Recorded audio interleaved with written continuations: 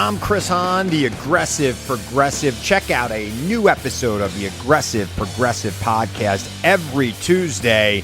You know, the election is heating up just as the year is winding down. Stick with me. I'll tell you the truth as I see it. Download the Aggressive Progressive on Pandora or wherever you get your podcasts. Hey, I'm Mark Goodman. And I'm Alan Light. On today's podcast, in celebration of International Guitar Month, Pete Townsend of The Who will join us. Pete went deep with us into his relationship with the guitar and with music in general, the new Broadway version of Tommy. He clarified the status and the future of The Who, and much, much more. Sound Up with Mark Goodman and Alan Light, the only music podcast that matters. Get it on Pandora, Spotify, Apple Podcasts, or wherever you get your podcasts. Hey, yo, check this out. This DJ Evil D, you know what I'm saying? Representing Beat Miners, Black Moon, Rocksteady Crew, man, Boot Camp. I got a lot of jobs, you know what I'm saying? But that's enough of that, you know what I'm saying? But word up, let me tell y'all something right now. What you need to do is you need to make sure you subscribe and download the podcast Library Rap, the hip-hop interviews with Tim Einenkel. Word up. Yo, you need to make that happen. Word up, you know what I'm saying? Because this is hip hop right here. It's hip hop in podcast form, and it's very informative. Do what you gotta do. Word up. Evil D, and I'm out. Let the chime be a part of your mind. Let the rhyme intertwine like a vine. Work your mentally found intellect. I raise eyes like the sight of a tech. Let's take a trip inside of my thoughts while I persevere on the mic like sports. Take me in stride, OC's worth listening.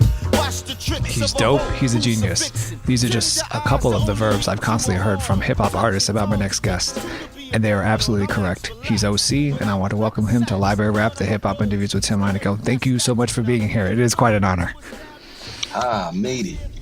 Yeah, it's man, you're obviously your body of work speaks volumes, and it's really very appreciative to have you the opportunity to talk to you today on the podcast. You know, I know I'm talking to you down south, but you were born in and raised in Brooklyn, and you've moved since then. I've, as mentioned prior to this, I've lived in New York City all my life. Right. And it's now becoming, for a while, it's been the city just for the wealthy man and woman. And it's hard to, make a living and actually have money at the end of the day living here. Right. Well, think about it. It's always been a city for the wealthy man, but it was sort of hidden before. In a sense, right. Like, we couldn't cross the bridge when we was kids and stuff like that without getting harassed and things of that nature. But now it's really not for people who are below the poverty line. Like, if you don't have money, you shouldn't be in New York at this point.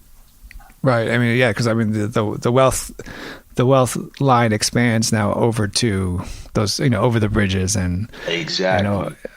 But for you, like, how has that expansion, changed not just your neighborhood that you grew up in, but think about in hip hop culture, changing kind of the aspects of the neighborhood that were very inspiring to you as an artist and you as a kid?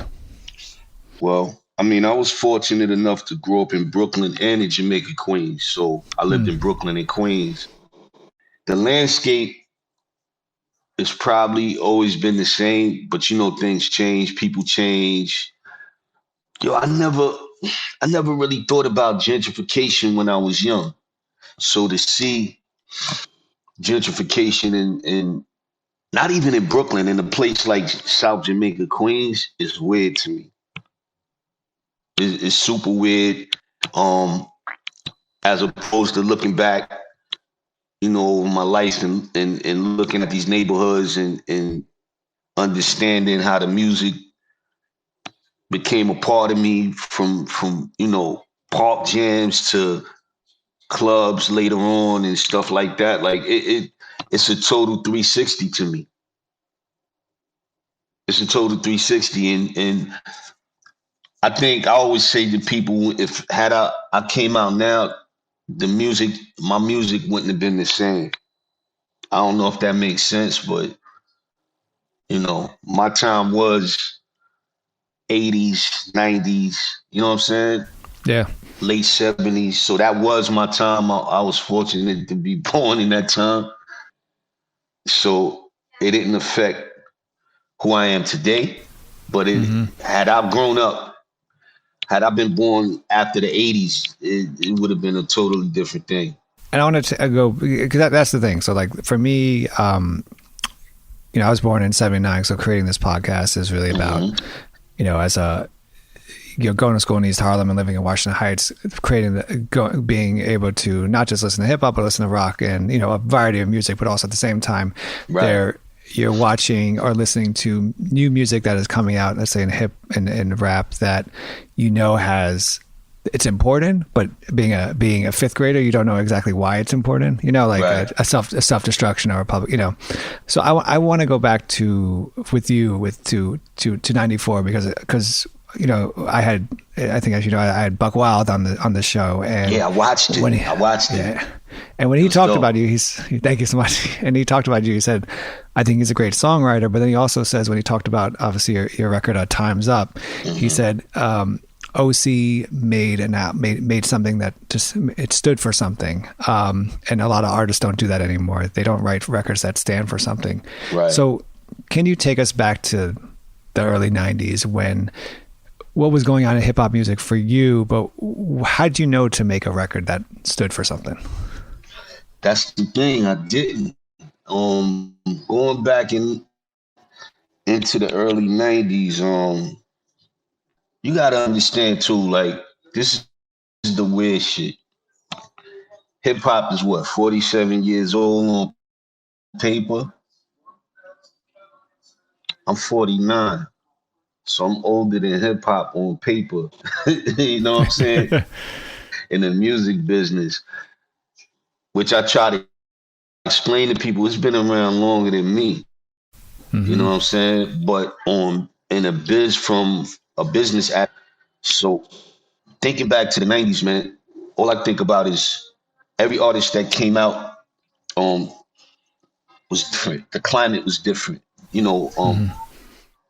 The music was different because basically we had to do the music. Like, you had to learn the machines, you had to write your lyrics, you had to do demos for 4 or 5 years before people even thought about, giving you a chance or a record company shooting you down 20 times. Like, people don't, I mentioned this, but people don't understand. Russell Simmons said me and Nas sound like G-Rap and Rakim sounded like knockoffs. You know what I'm saying? This is out of his mouth to search. And, it just that whole for me, my thing started in 91 on paper too, Fudge Pudge, obviously, with Organized Confusion. So it was just a whole different climate, man. Like, I didn't expect anything from this because I didn't know it was going to go this far. I don't think anybody knew it was going to go this far. Right. You just did the music. You have fun with it. Fast forward a little bit. We didn't think about money at the time. We just we worried more about how the people will perceive the music as opposed to us flashing money and cars and shit like that. Like, we didn't think about that. So I made a whole lot of money when I wasn't thinking about money. Then when I started needing money, I didn't make as much money as opposed to me not thinking about it. That makes sense? Yeah, no, that makes perfect sense. So it affected, I say all that to say, it didn't affect my craft in the beginning. I wasn't thinking about bread. I wasn't thinking about shows. I wasn't thinking about what the people thought. Big up to 50, but I remember yourself that you shouldn't be making music. And I never agreed with that because I make music for myself. And at the end of the day, if people accept it, they accept it. If they don't, then there's nothing I can do about that. And I think, like, you know, if you look at Time's Up and the lyrics, that's, you know, stuff, fuck who that I offend, rapper sit back, I'm about to begin. When you read those lyrics, you're like, those are some ballsy lyrics that, you know, are, you know, essentially calling out MCs back then. But also indicates, to your point, that you were making music for yourself, and, you know, it didn't matter, you know, whoever likes it. With those lyrics back then, what were reactions from fellow artists when they heard those lyrics? Was anybody offended by them, or was there more of an appreciation to them? It was more of appreciation. If somebody was offended, they never let me know. You know, I didn't. I did that record solely on the strength of, and I ain't gonna put nobody or throw nobody under the bus, but a lot of my peers wouldn't fuck with me in the beginning. Producers, you know, I didn't have features because people ain't want to do no records with me. Not because I ain't want to do records with other artists. Like, you know, it's a known fact. The only feature that was slated to be on the album was Nas, and he stood me up. You know what I'm saying? You know, I believe when I watched your interview with Buck, he didn't bring that up, but me and Buck waited in the studio for hours, and dude never showed up. But in his defense, he did that to Biggie, he did that to Jay, he did that to other people as well. So, you know, to me, it wasn't. So that record was basically to everybody who felt like I ain't deserve or belong. That's how I felt at the time. I don't feel like that today, but that's how I felt at the moment, because, you know, I was making the rounds with Prince and March and clubs, and, you know, touring with them, you know, and people just didn't fuck with me. Like, you know, it was just like, cool, not a problem. And that's why me and Buck did basically the bulk of the album. You know, you had other people that produced on it, but Buck did mainly mostly the production, because we had no choice. And we had to turn in the product to the label. What was there a you know, we're obviously at a time now where we've been at this time for a while, that you look at an artist's album and like every track has like 3 features on it. And usually, like, you know, maybe like a quote unquote superstar staff of producers working on it at a time. Was that kind of the same pressure to have as well, in terms of having a lot of producers on your album and also trying to have as many features as you can on the album? Or was that just, I mean, yeah, what was the thinking then? I mean, it seems like in a weird way that it's great that Nas didn't show up to the album, because, you know, he highlights you more. Exactly. It, to me, like I said, I wasn't thinking that way back then, but thinking about it today, it made sense for groups like Tribe Called Quest, Leaders, them cats to do features. It made sense for Organized Confusion to do features, because they were 2 or more in the group. Like, so thinking back in hindsight on that, unless the record absolutely made sense, I was never big on features, but from the gate, but particularly with him, it was something that fit in my mind, something that fit for me and him to do. And it wasn't about, like, I mean, this shit is like boxing, right? It's you know, nobody don't want to fight that fighter that will jab their ass to death. You know what I'm saying? Right. So it was competition. Thinking about it now, it was a lot of different things, man, like that weighed in on that situation. So I'm glad I didn't get the feature. At this point, I wouldn't be who I am. And, you know, I don't think it would affect me whether he did or he didn't. You know what I'm saying? Or anybody for that matter, or getting a Large Professor or Premier on the production back then. Like, I wanted all of that, but, you know, it was a proving ground for me. Some people proved themselves already. I think people felt like I didn't prove myself, and, you know, it makes sense now. It all makes sense to me now. It's interesting to hear that from you, but that no one wanted to kind of mess with you on collaborating on albums, because when you look at this the very when you look at your lyric, the more emotions I put into it, the harder I rock. It's sampled by so many people, Exactly. Rappers are in danger. Preem scratched that. I was in the video for KRS joint, I mean, how does that? I mean, one, can you talk about these lyrics? But two, like, I mean, what is that?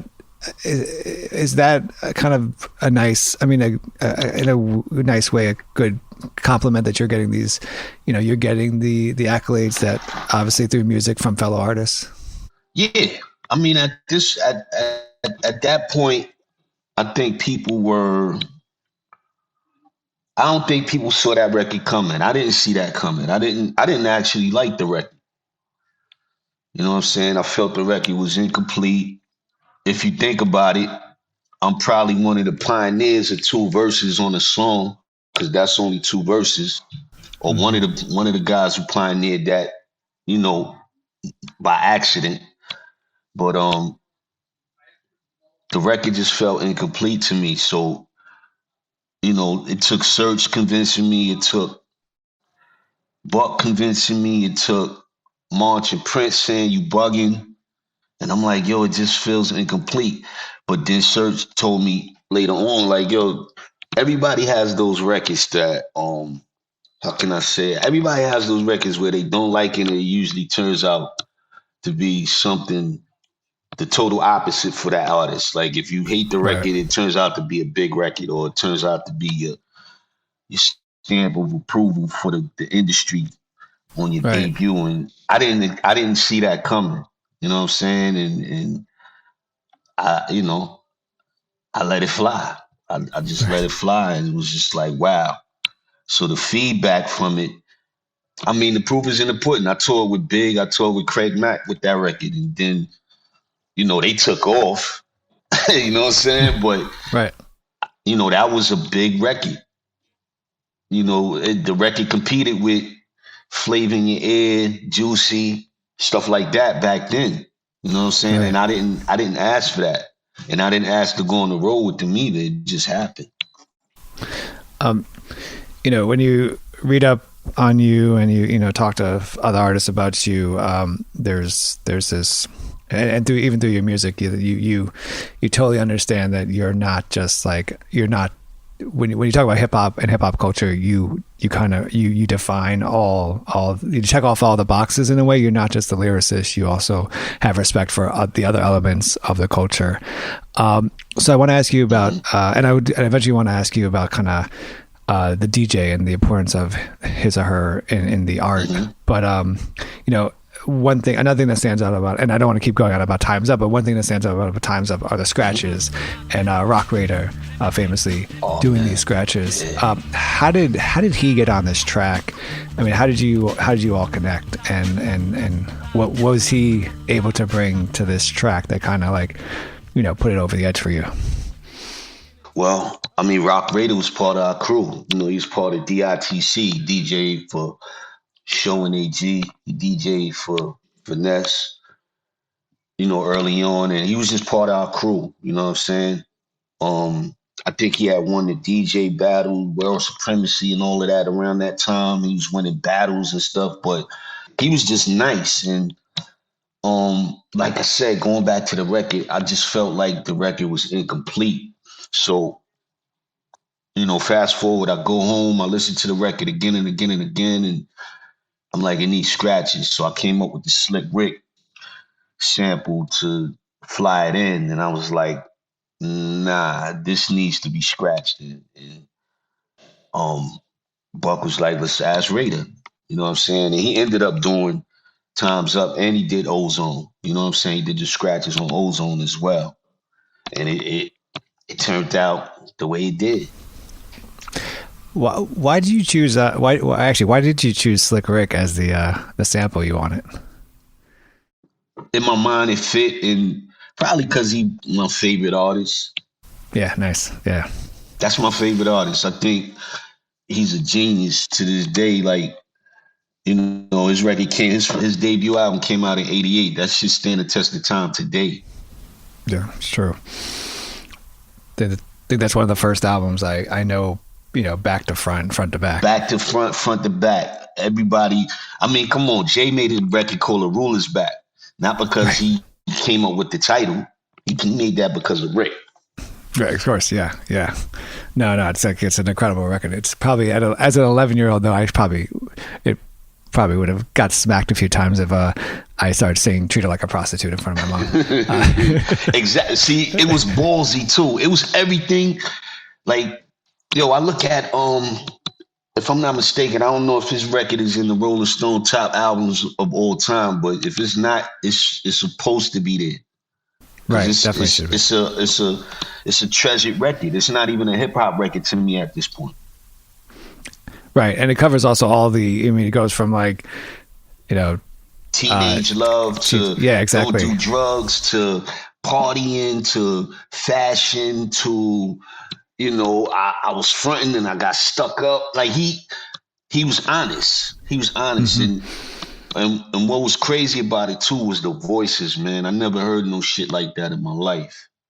Right. No, that's definitely. You know, he's doing his own alter ego stuff, and you know, if I can think about that now, it seemed like maybe people didn't want to fuck with him, and he was like, "All right, I'll do my own back talk to myself," and look what it turned out to be.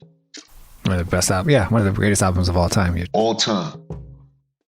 Hey, it's Mark Goodman. And I'm Alan Light. On today's podcast, Record Store Day founder Carrie Colleton is joining us to discuss the April 20th RSD special releases. Plus, we'll talk live with our audience, the Sound Up Pod Squad, and find out who still listens to vinyl. And some updates from the Beatles universe. Oh, good. Sound Up with Mark Goodman and Alan Light, the only music podcast that matters. Get it on Pandora, Spotify, Apple Podcasts, or wherever you get your podcasts. Are you in search of deeper meaning in your life? Longing to manifest your true desires and unlock your full potential? Look no further than Portal Místico Podcast, your gateway to treasure trove of transformative tools, enlightening interviews, and enriching content. I'm your host, Elena Maggio, and it's my heartfelt desire to guide you on this extraordinary journey of self-discovery. And with every episode, I'm passionate about sharing and introducing you to new topics in self-development, metaphysics, astrology, the law of attraction, numerology, interviews that will eliminate your path and fuel your own personal growth. This podcast is your wellspring of inspiration dedicated to help you uncover your purpose with unwavering passion. Together, we'll dive deep into the fascinating topics and explore endless possibilities. Listen to Portal Místico on Pandora, Apple Podcast, or your favorite platform. Yeah, so I went through this in the 90s. I went through this weird stage. I don't know if it's a weird stage, but of when if there was any hip hop on commercial radio, I thought it was shitty. I got crucified for that shit, but go ahead. I know. And then, like in hindsight, like I had the opportunity to speak to Easy Mo B, and realize that realize that it wasn't all that bad. There's some classic, and it's interesting when I had. When Buckwild was on and he talked about how Puffy wanted to sign you after hearing Time's Up. And then I was trying to make that connection between like, how would that work? And I always see it up Puffy, especially in that era of, the Blink Chinese syndrome, right? As it was famously called. Right. Did you know that at that time? Did you know Puffy wanted to sign you? And what did you think about that meeting? What did you think about it for your career? What did you think in terms of someone like Puffy at that time? Obviously he's a huge guy now, but like back then, was it like, all right, I got to do this because this is going to make this is going to make me?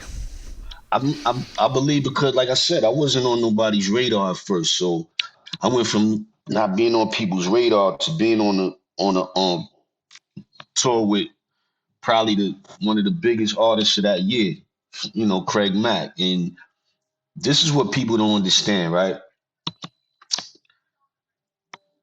I was on the road with Craig and Big. Big had a gold single already. Juicy was gold already. Mm-hmm. But the thing that I was seeing every night, people wasn't coming out to see me and Big. People was coming to see Craig Mack. Oh, People was coming to see Craig Mack. So I say all that to say, I think Puff was like, who the hell is this? And then he heard the record, and then, you know, I could equate that to what Jay is doing today. He's consolidating all the artists. Like, you see how all these artists are under Jay-Z now. mm-hmm. You know what I'm saying? I think Puff was envisioning that back then, but he didn't want to sign me to the label. It was about the management, and he definitely told me he was going to remix the whole album, and I said no, and the whole idea went out the door and basically kicked me out of his office. And that's it. And that was kind That's it. Yeah, he was no nonsense. He was just like, you know, oh, what? Like, you telling me, like, no? Yeah, you remixing my album? Like, what are you going to do for me? You know what I'm saying? Like, you telling me that ain't no guarantee. I don't give a fuck who you is, you know what I'm saying? And he wanted to remix the whole album. He had an idea of remixing the whole album. And I'm sure the ideas was okay, but I just didn't, I didn't want nobody touching my work. Right. I mean, I imagine remixing as well as with like a bunch of features as well, right? I imagine. Probably. I can imagine, like I said, I had a relationship with Craig's, you know what I'm saying? We was cool, you know what I mean? So I don't know, maybe he put in the word for me, but sitting in front of Puff and telling me that, it was just like, nah, this ain't gonna work, because I'm definitely defiant, and you right. know, he's a control freak, and just not gonna happen. Right.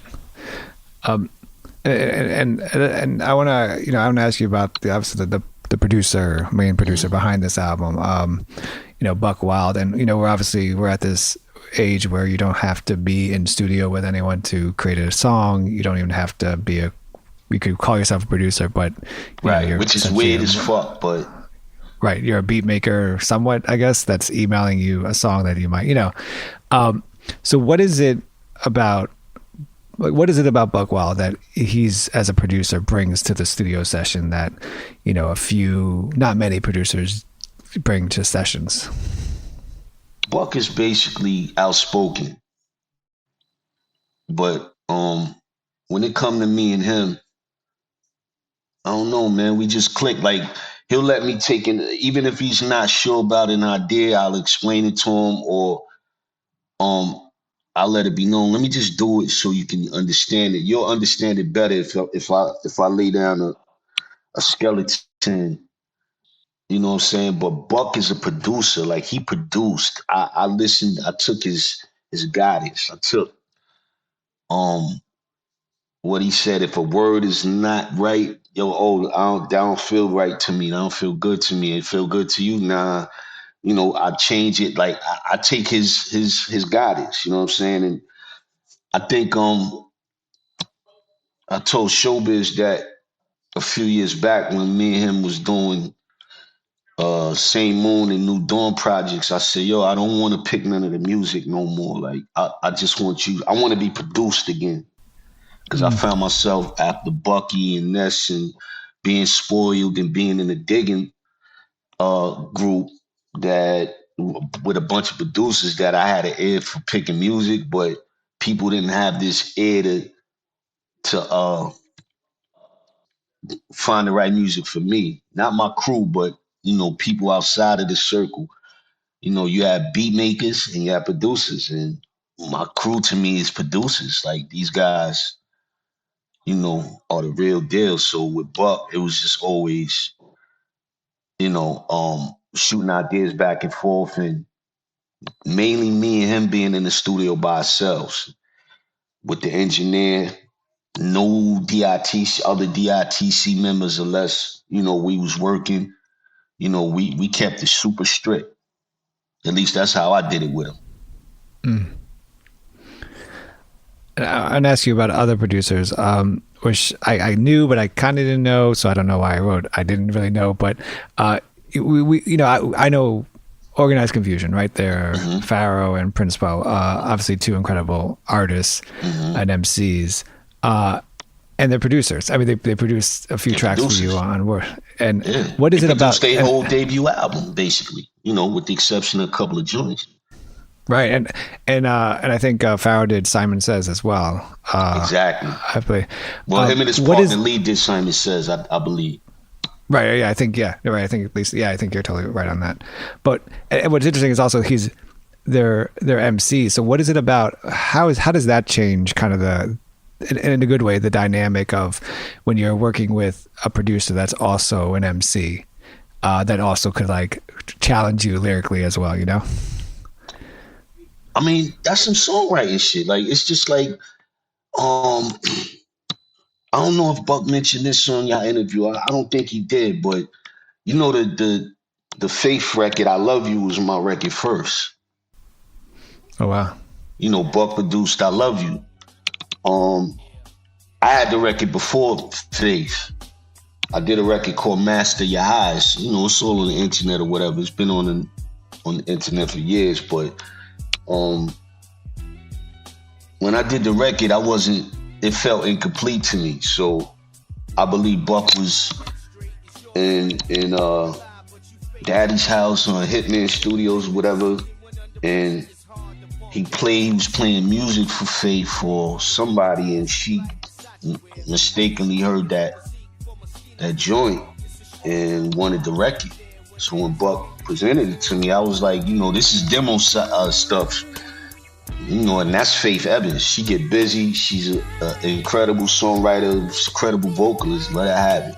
You know what I'm saying? Like, I mean, I just felt like I couldn't do it no justice the way she would. You know what I'm saying? And I've done that with a lot of music. I've done it with Woe. Woe was a record for the D.I.T.C. first debut album, but not everybody agreed on it. You know what I'm saying? It's a lot of shit that I picked that people was like, it's cool. Or, it might resonate with you, but it don't with me. And it was like, all right, we'll pass on it. Right. But just the producers aspect, man, they don't get enough credit. I don't believe producers get enough credit, man. Like, I know what I do with the pen and stuff like that, but like I said, most of the guys that I've dealt with over the years, they produced me. I didn't produce them, because I've produced beat makers before, features and shit like that, and arranged their stuff. And I learned that from Buck, Show, Ness, Diamond, you know what I'm saying, Premier, Kid Capri, stuff like that. You know what I mean? All right. I mean, you come from this, in the early 90s, you come from this incredible class of lyricists, and also lyricists that could be producers. And when you think about when in 94, when your album debuted, Word Life dropped, you also came out the same year with Nas's Illmatic, Ready to Die, Outkast, Other Playlistic, J. Rue the Damages, The Sun Rises in the East, Raekwon's Only Built for Cuban Link, Smith & Wesson's The Shining, Big L's Lifestyles, that graduate class right there was crazy. Yeah, what is it about 94 that kind of produced this incredible class, but two, when you were creating your album, were you aware what was going on? Like, were you at all, obviously the internet didn't exist then, but were you kind of aware what other artists were doing at the time? Yeah, hell yeah. Like, I never forget when Guru was putting together the Ill Kid, which, debuted, I believe, Rule in Group Home. You know what I'm saying? And, people think that was Preem's brainchild, but that wasn't. That was Guru's brainchild in the beginning. That was all they dudes, but if I'm not mistaken, that was Guru's thing. Like I said, it came out on Ill Kid, so to hear that Come Clean and no, the motherfucking Man and stuff like that. Come Clean wasn't even done yet. to hear the change ups and it made everybody stay on get on their A game when making music. That's the best I can describe it, because I think nobody wanted to come out and be called whack. You know what I'm Right. saying? So shit. Now I think about it, man. Being in D&D studios on a regular on a normal day, you would have Beat Minus, Smith and Wesson, Helter Skelter, Black Moon, basically the whole Duck Down In and Out. You would have um the whole Gangstar Foundation. You would have KRS. You would have Rockefeller. You know, Source Money. You have all these different artists, but we didn't think about it at the time. I don't believe. Like, damn, like this is the creme de la creme in New York, or pieces of it. You know what I'm saying? You know, you ran Right. into Raekwon, you ran into Ghost, ran into Wu. So that shit was incredible to me. I just think I cherish it more now. I don't, you know, Right. I don't think we thought about it back then because we was in the moment. But god damn, D&D was a hot spot. You know, I did trophies a few years back, and I Right. did the album in probably 8-9 hours. You know what I'm saying? I recorded the whole album, and Apollo, I would tell Apollo to stop me, you know, if he had mistakes or whatever. So I think we got through maybe 6 or 7 records halfway, and he stopped me, and I was like, oh, "Okay, you need me to go back?" And he was like, "Yo, man, thank you. I apologize." And I'm like, What?" He was like, "Yo, you are fucking extraordinary." And I was like, "Nah." What people don't understand, and I still have to say, is I could do that shit. Wu-Tang could do that shit. Black Moon could do that shit. Smith and Wesson. On any given night, niggas could record an album without having, you know, without even blinking. A full-length album. You know what I'm saying? So I think I still like to say, me being around all these artists and just the magic dust floating around in the air, that shit rubbed off on all of us. We all rubbed off on each other. It'll never be a clash like that ever again. I'll look for it, but it's not. It'll never be. I mean, I think it was also from what you just said, but what's also incredible about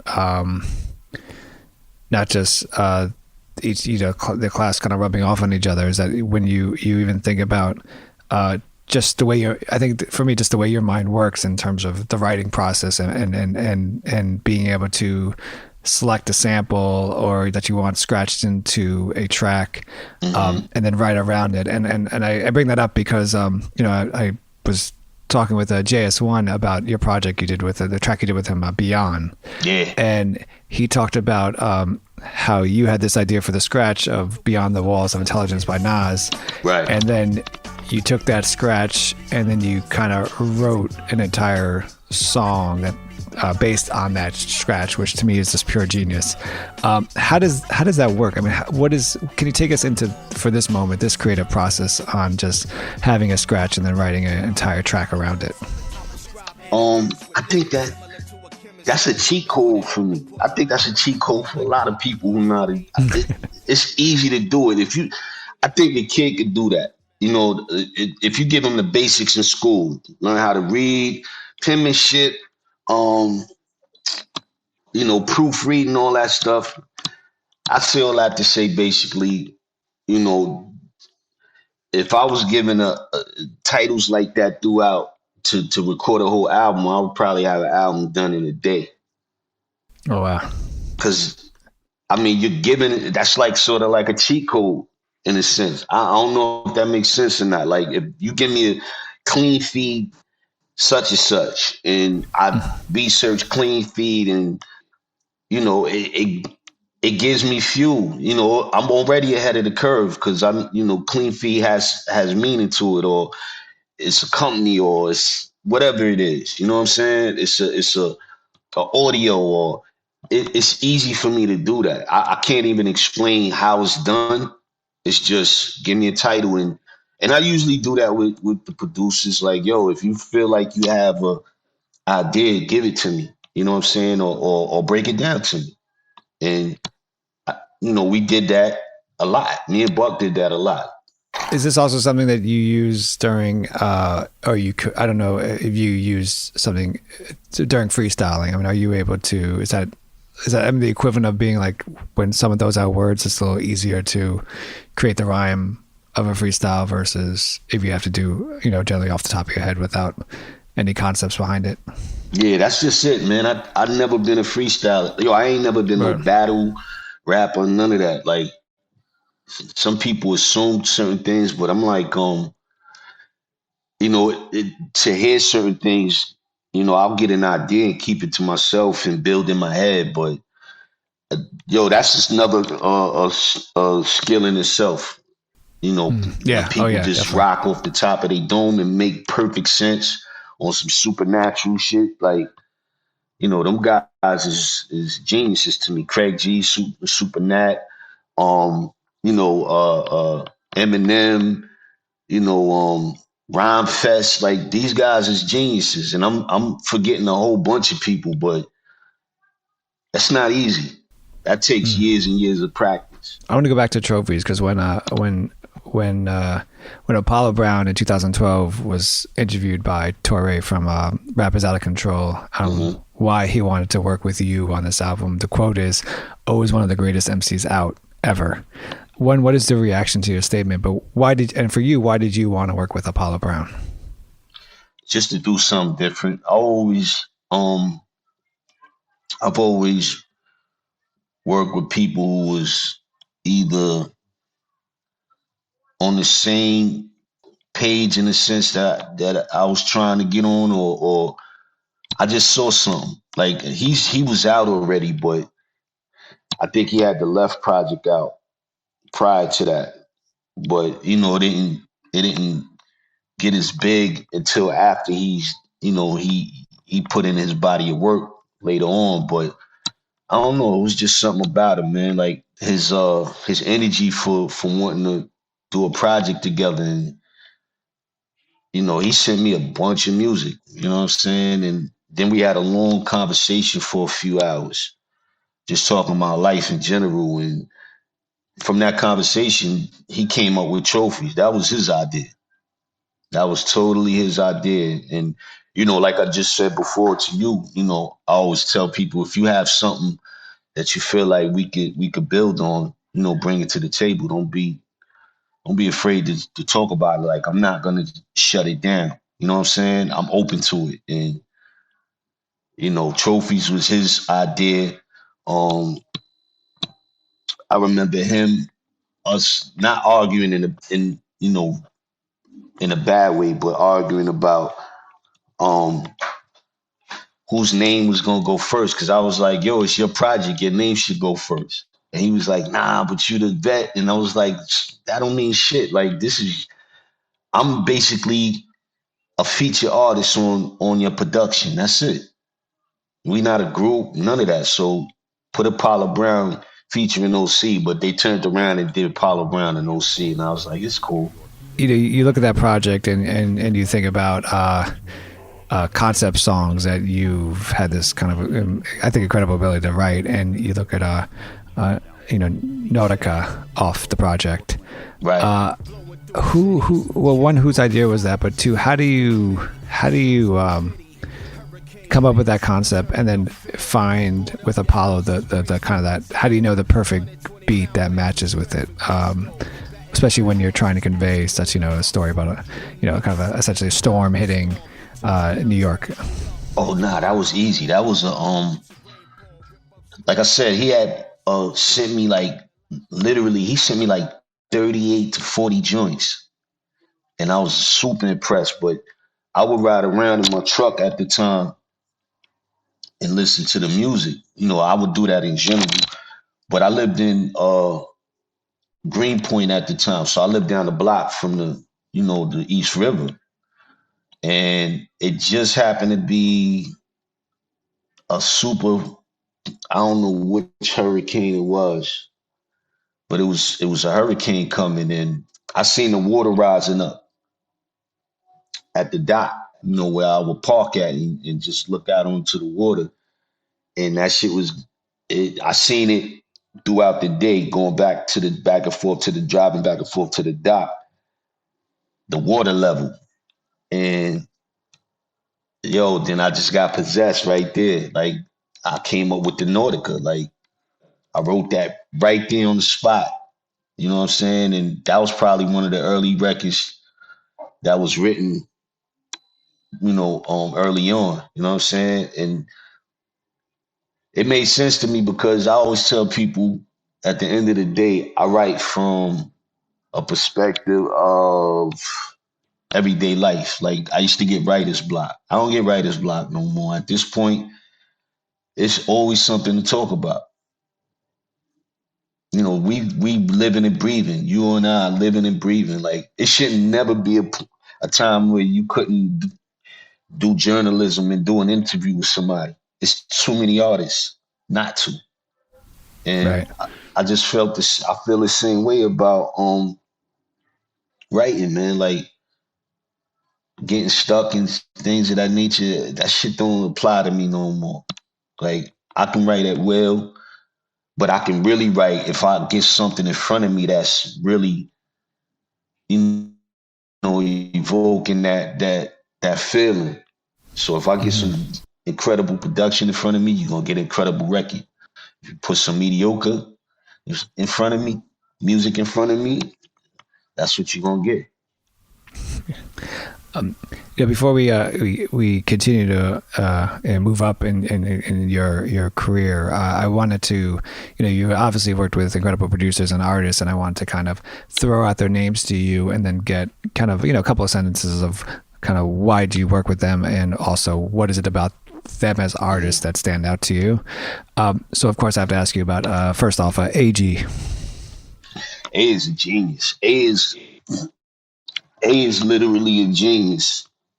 I don't say that with no bullshit. Like, dude, I feel stupid around A sometimes. Like, the guy's just a genius. I mean, in general, like Einstein, straight up. And me and him used to argue, like, on tour and shit like that, because I would say something that was wrong and he would correct me, and we would get into an argument because we have a similar personality. But that's my twin right there. Me and dude, we made one album together, but that album came from a song called Weed and Drinks on Bon Appetit. And we waited years after that to do an album, but like, it was a no-brainer working with A. Like, me and him, we make great music together. Is there a track that AG kind of wrote that you like? It's one of those tracks that he wrote that you kind of said, "Oh man, I wish I wrote that." Yeah, he wrote this record called. We both did solo records on the Oasis album. He wrote this record called God's Gift, and he was like, "You want to put?" I was like, "Man, fuck you! Like, I ain't putting no verse on that, man. Like, it's." It's complete. Right. And I wish I was on it, but I knew I would have brought this song down had I got on it, because I would have been trying so hard to compete with him on that record.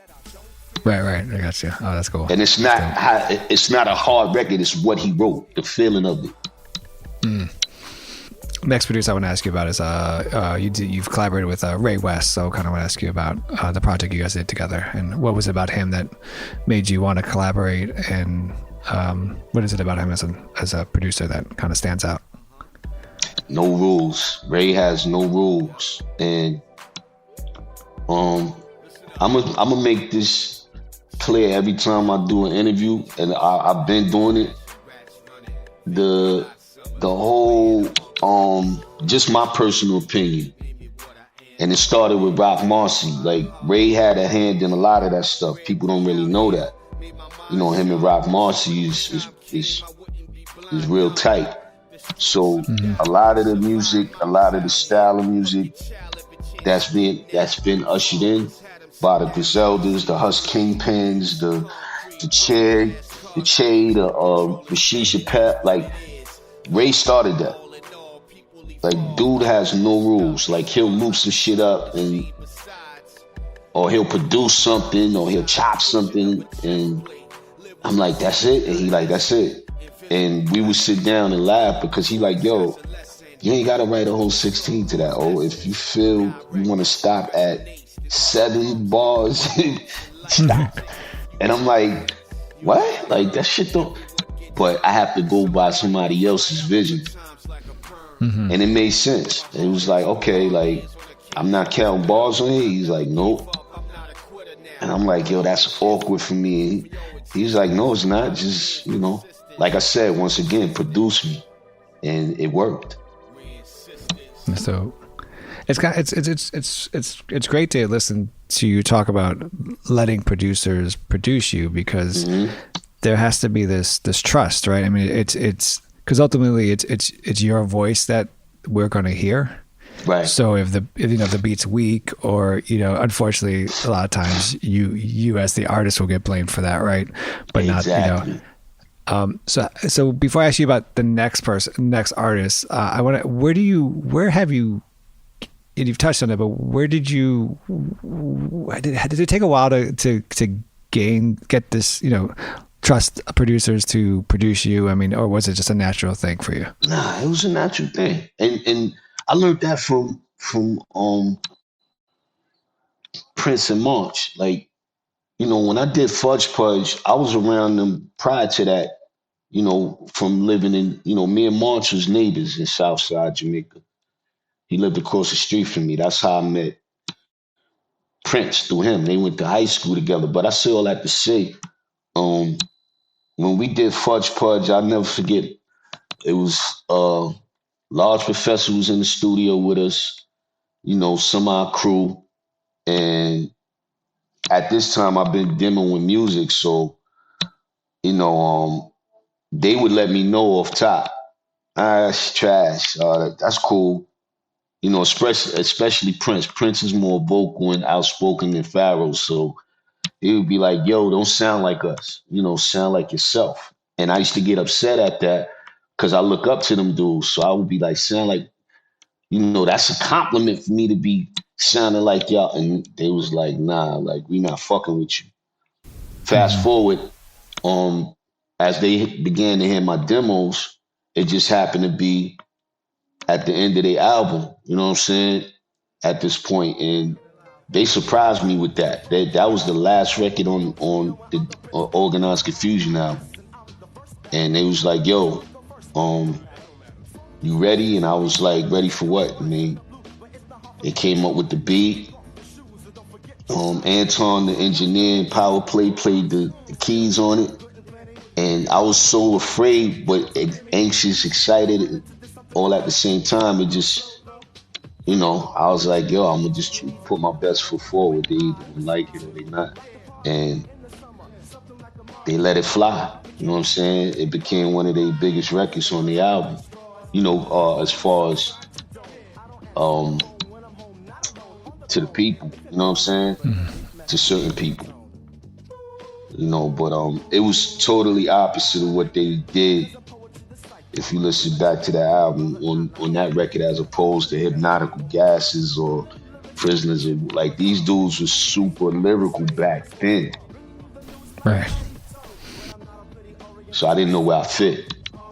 Right. No, that's amazing. Another artist, I think that not just lyrical, but also when he goes in on a track, is Apathy. Oh man. What is it about? I mean, yeah, I don't think people talk about Apathy enough. I think, and he's obviously when he brings his shit to the table, he brings his shit to the table.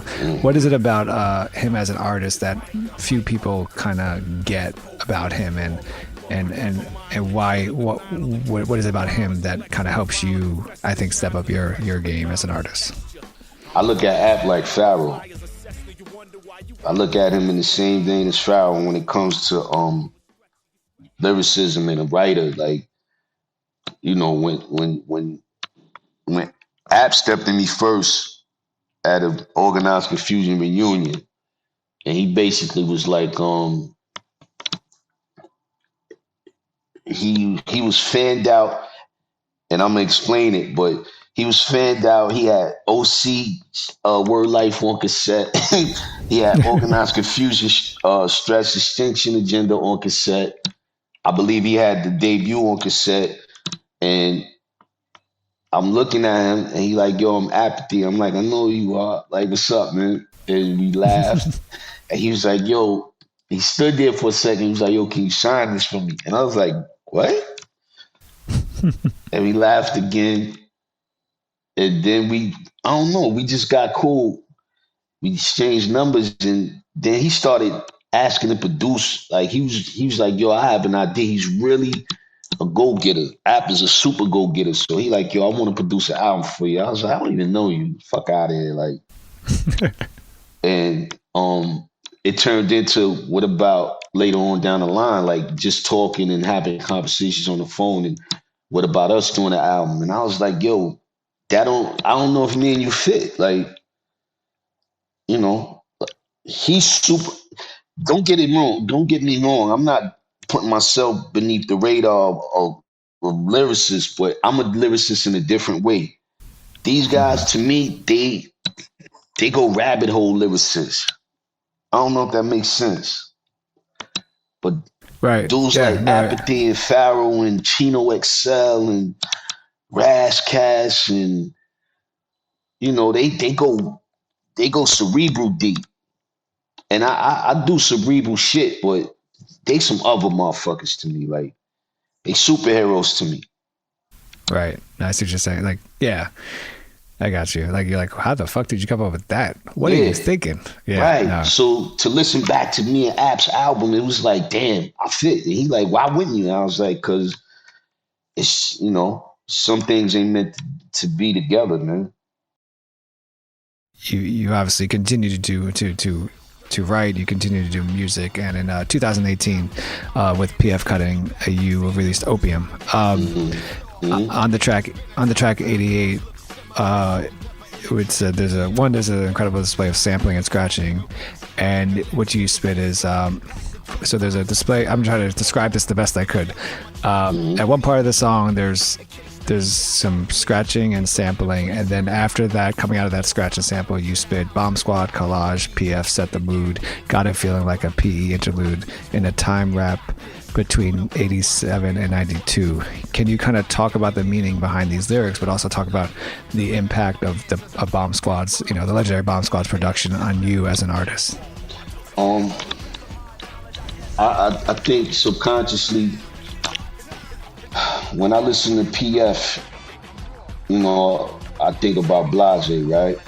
Then I think about him being from East New York and living around the corner from J. Rue and Afu and them.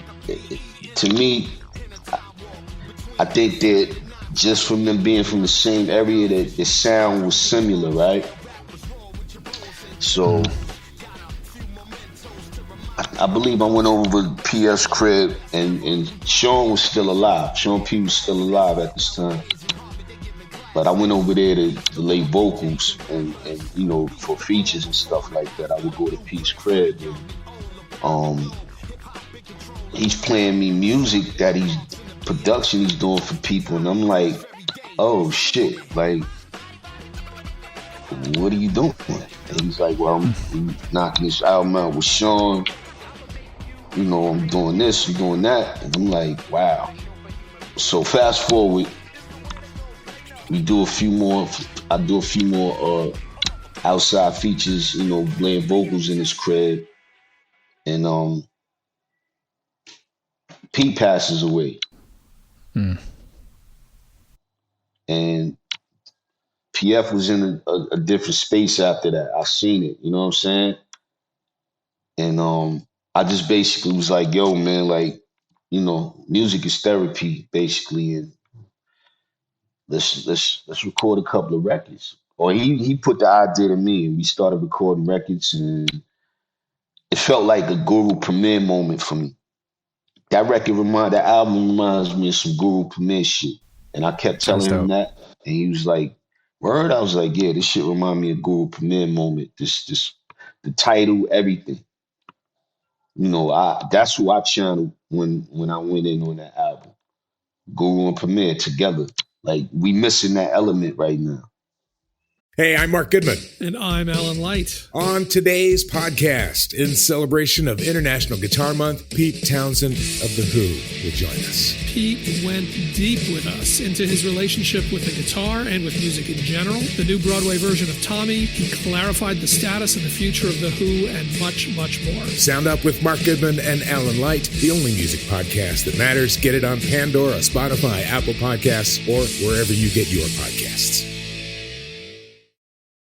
Hey, it's Mark Goodman. And I'm Alan Light. On today's podcast, Record Store Day founder Carrie Colleton is joining us to discuss the April 20th RSD special releases. Plus, we'll talk live with our audience, the Sound Up Pod Squad, and find out who still listens to vinyl. And some updates from the Beatles universe. Oh, good. Sound Up with Mark Goodman and Alan Light, the only music podcast that matters. Get it on Pandora, Spotify, Apple Podcasts, or wherever you get your podcasts. That's dope. That's real cool. Damn. Another track on the album, Easy Work, is, you lay out your career so far, but obviously you've, I feel like you've been known to us since, at least 94, right? Why was this kind of the track and time to kind of, in a weird way, I think, reintroduce yourself to us as, who you are? I think us as artists, and I learned this from Fat Joe. I think us as artists, we don't understand. You have to reinvent yourself. Well, I'll speak for me. I know I have to reinvent myself, but I have a hard time in my mind telling people, having to prove myself time and time again. I shouldn't. That's what I say to myself. Like, I shouldn't have to prove to people. But music is so, these days anyway, disposable, and everybody's doing it, or everybody feel they can do it, or think they can do it. I have to keep reminding people who I am and what I do. And it's people that don't know me at this point. You know what I'm saying? And it's a lot of people that do. And people find that weird, but I'm like, nah, it's not weird. It's a million artists out right now. Literally, like, everybody raps. You walk up to somebody in the street, ask them to spit a verse. There's like, everybody raps, man. It's not something special no more. So I have to do my Rakim shit, lay low, let people vibe off my mistake.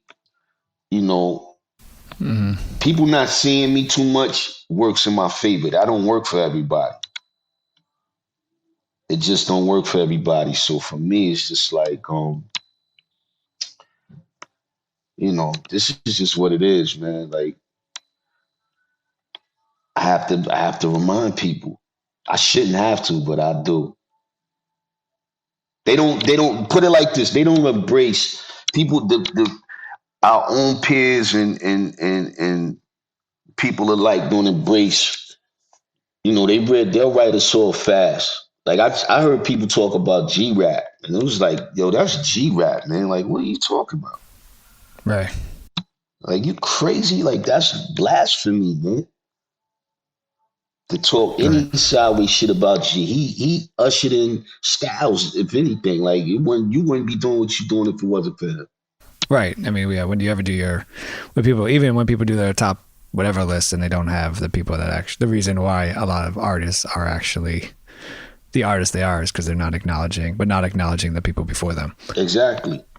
But I think what's great is they're also, I had, after this question, I had 3 more questions for you, but then last night I was editing my interview with Billy Danz from MOP, and I asked him about you because I was prepared to interview you as well, but And I asked him about you guys collaborating on MOP collaborating on Down for Whatever back in yeah, 98. I was there. And and I think what the incredible thing he said is that because they've had all these they've collaborated with, you know, Jay-Z and all, you know, all these people, and he said, well, with OC was the only feature at that time that we went after, that we wanted to collaborate with. And for him, it meant to do that because what he said was, it means a lot to do something with someone that is dope.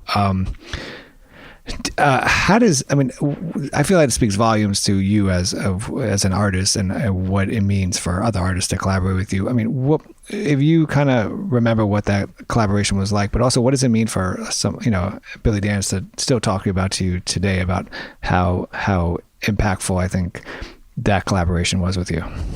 Because them dudes ain't like I missed their name. They was regulars in D&D as well. So we all play pool, smoke weed together, smoke a cigarette together, drink 40s together, all in the same spot, right? Listening to their music over time, I've seen these dudes, and they're a few years younger than me, but I've seen these dudes morph into some shit that I knew they found their pocket on their second album. Like, and I say all that to say,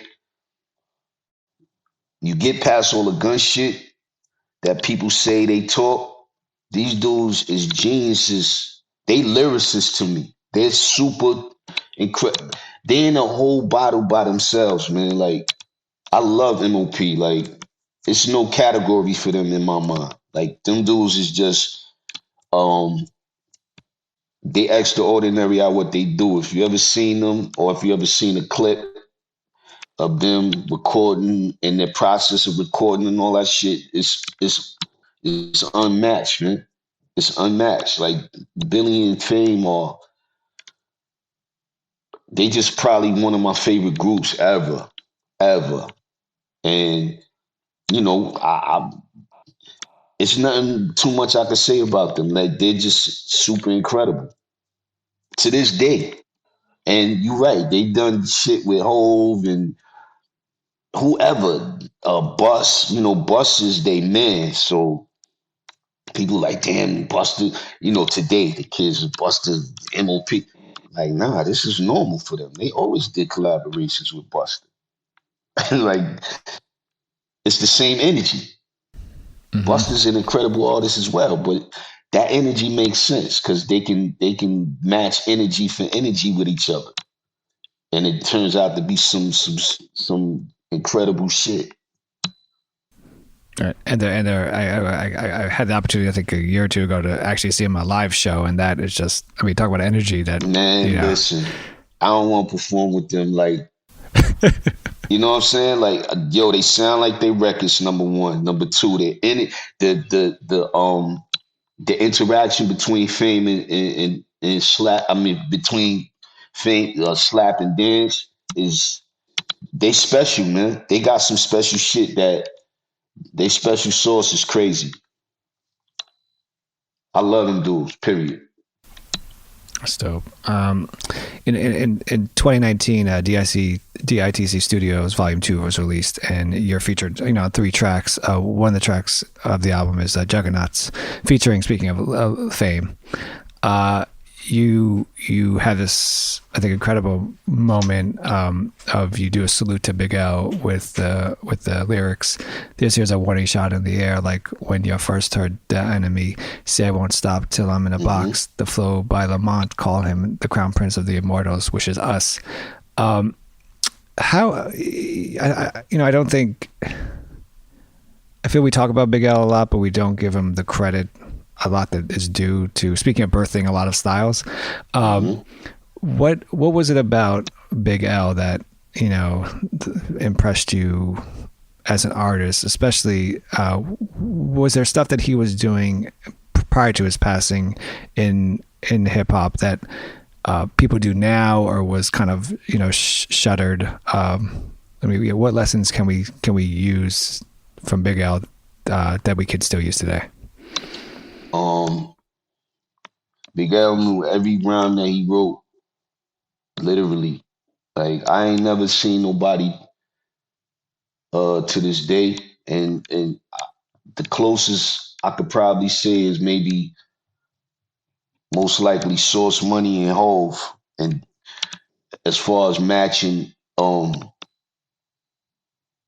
so many rhymes and so many rhymes that you write and you know them all. L had books and books and books of music. I mean books of rhymes. And dude would battle on the spot. Dude had a verse for anything in the studio. He didn't say it twice.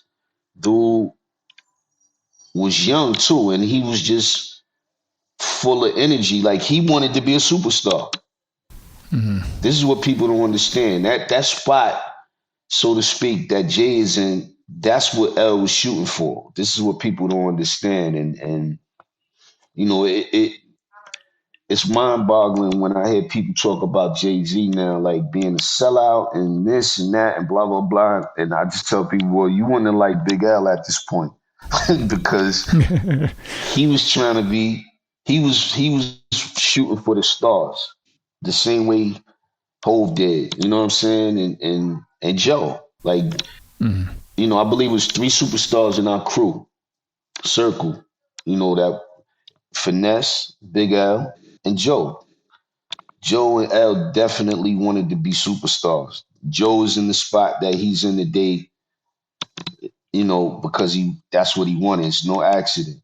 Same thing if L was alive. And, you know, dude was I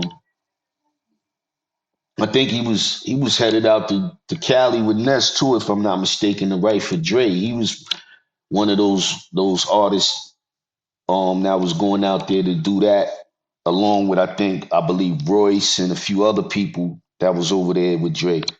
So he had big things on the horizon, man. Like, and we had an album that we was putting together. People ain't know that. Showbiz paid me and L to do a project together. The only song that came of that was the Black Mass soundtrack joint, Get Yours. That's the first record we recorded, and he was murdered after that. So, you know, I don't look at it anymore, but I look back now and say, damn, man, what would that album have sound like? With Show producing the whole album and me and L doing our back and forth thing, or you know, just competing against one another on 2 different contrastive styles. Just competing at and going at each other, or going at, you know, the music heavy, or, you know, coming up with ideas, and, you know, what would that have sounded like? You know what I'm saying? It fucks me up to this day. That's incredible.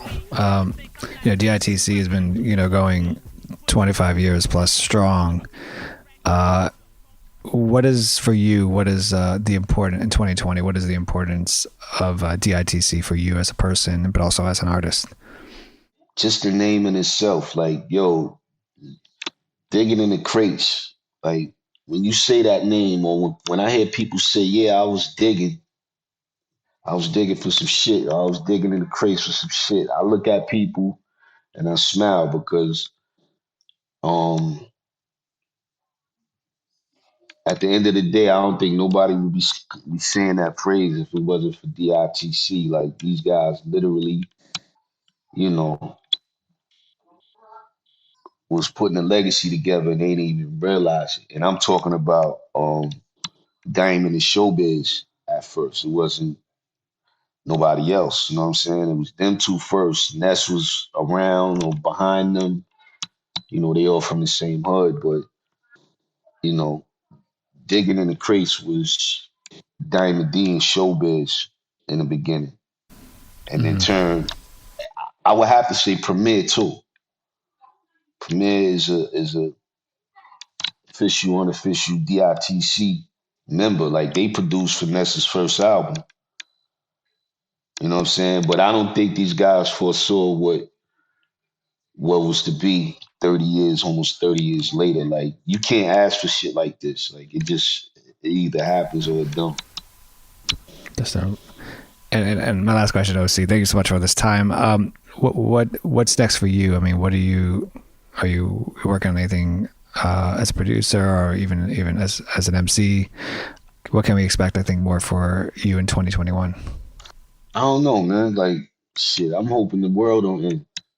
This shit's starting to look, the vaccination thing, all this shit. Like, we're going to see how real it gets in the next couple of months, next few weeks,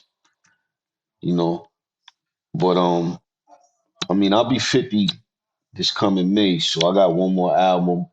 I wanna complete my circle with another album. This should probably be my last solo album, But I've been just filtering through music, seeing what I want to talk about.